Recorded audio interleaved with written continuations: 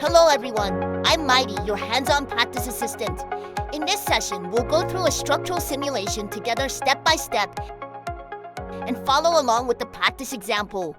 The topic of this tutorial is the three-step process of MeshFree.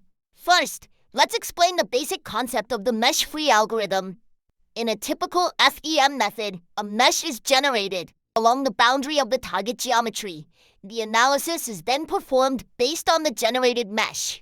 In other words, the geometry defines the analysis domain, and the mesh becomes the basis of the analysis. Therefore, in FEM, the geometry and mesh are closely connected. In contrast, MeshFree does not generate a mesh directly fitted to the geometry boundary. Instead, it defines the analysis domain based on a structured grid. Then, it interpolates node information near the geometry boundary to reflect the actual boundary conditions and characteristics. In other words, MeshFree performs the analysis using a regular grid and interpolation, rather than a geometry-dependent mesh. This is the key algorithm concept that distinguishes MeshFree from conventional FEM. Based on this algorithm, MeshFree reduces the complex analysis process required in typical CAE software into only 3 steps. In a typical analysis process, the CAD model is imported first. Then geometry cleanup, material definition, property and mesh generation, boundary condition definition, load definition, and analysis are performed. Especially during mesh generation, element quality issues may occur. In that case, mesh correction and regeneration can be repeated, increasing pre-processing time. In contrast, MeshFree reduces the burden of geometry-based mesh generation. Therefore, the analysis preparation process can be simplified. In the first step, import the CAD geometry. In the second step, define the analysis conditions such as materials, constraints, and loads. In the third step, run the analysis and review the results. In other words, MeshFree reduces the time required for geometry cleanup, mesh generation, and mesh quality correction. This allows users to focus more on defining analysis conditions and reviewing results. In summary, MeshFree reduces the complex pre-processing process of conventional CAE using a structured grid-based algorithm. It simplifies analysis preparation into 3 steps.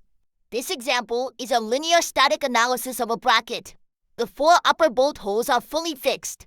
Then, apply 250 newtons in the x direction and negative 250 newtons in the y direction to the lower hole. Through the analysis, we will check the maximum displacement and maximum stress and review whether the bracket is structurally safe. Now, let's experience the 3 steps of MeshFree through this tutorial. First, click the Start button in the upper left corner and select Analysis Case. Click the Import CAD button to import the example model.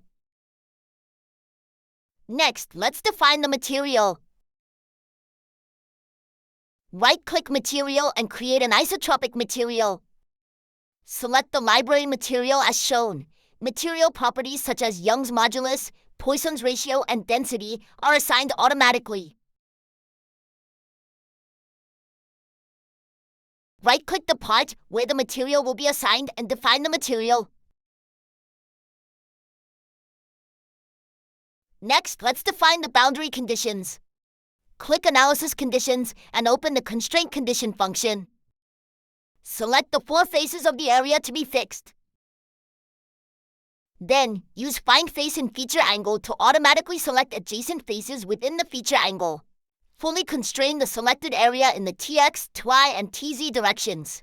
Next, let's define the load condition. Open the Force function and select the area where the load will be applied. Enter 250 newtons in the x direction and negative 250 newtons in the y direction. Finally, let's set the grid density. There are 2 ways to define the grid. The first method is to automatically generate the grid based on the memory to be used. Right-click Body and use the Set Reference Memory function. The second method is to manually enter the desired grid size.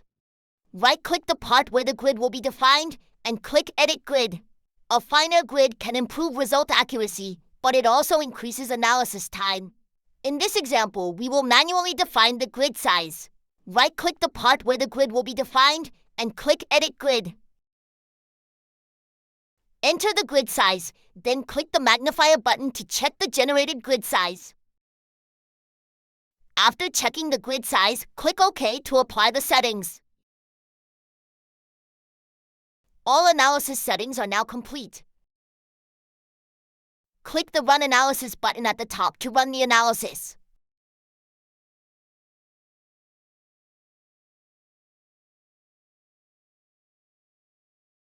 Once the analysis is complete, check the maximum deformation and maximum stress.